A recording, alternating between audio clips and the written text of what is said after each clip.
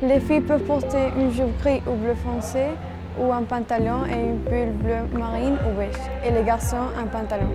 Nous avons voté pour l'uniforme que nous portons aujourd'hui, mais il y a des gens qui ont voté pour d'autres options, c'est pourquoi ils ne sont pas d'accord. Finalement, on pense que c'est une bonne idée, même si on préférerait ne pas avoir d'uniforme. Mais on doit se plier à la décision de la majorité. On porte un uniforme pour représenter l'école, mais surtout pour garantir l'égalité entre tous les élèves pour que chacun se sente à l'aise. L'auditorium est un lieu où on peut voir des films et assister aux événements du lycée. Les familles peuvent y aller voir les spectacles de la maternelle, du primaire et du secondaire, comme les chorales de Noël pour les spectacles de Noël. On a choisi l'auditorium car quand on était petit, on voulait toujours y aller. On attendait impatiemment pour montrer nos spectacles à nos familles. On a choisi ce lieu car on peut voir des films dans les langues qu'on apprend au lycée. On peut aussi y écouter des chanteurs colombiens français lors des Jeudis du Pasteur ou on peut s'y rendre pour assister aux réunions officielles. Nous allons vous parler de nos 3 activités sportives préférées du lycée français du Pasteur de Bogota, le basket, la danse et l'escalade.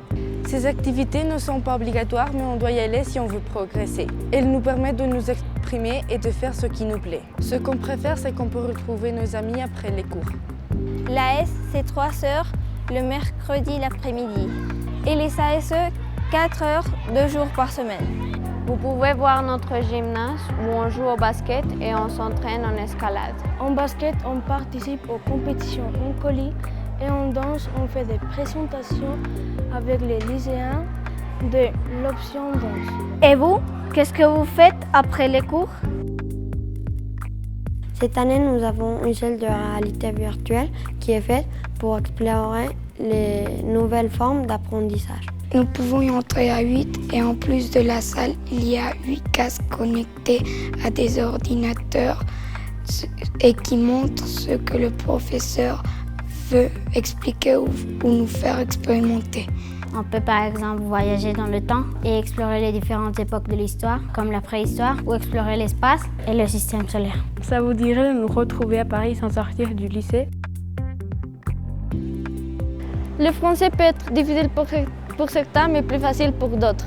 Pour nous, aujourd'hui, le français est une langue difficile à apprendre, mais celle-là peut nous aider à obtenir une bourse dans une bonne université à Paris ou en France, et pour y aller à travailler plus tard. Pour nous, le français est une langue chouette et très belle. C'est la langue avec laquelle on peut parler avec des amis du lycée, mais aussi avec des personnes d'autres pays comme la France, Monte-Carlo, Québec et la partie ouest de la Suisse. Pour l'instant, j'aime bien apprendre le français car ça m'aide surtout pour parler avec des amis du lycée et pour commander au restaurant à Paris.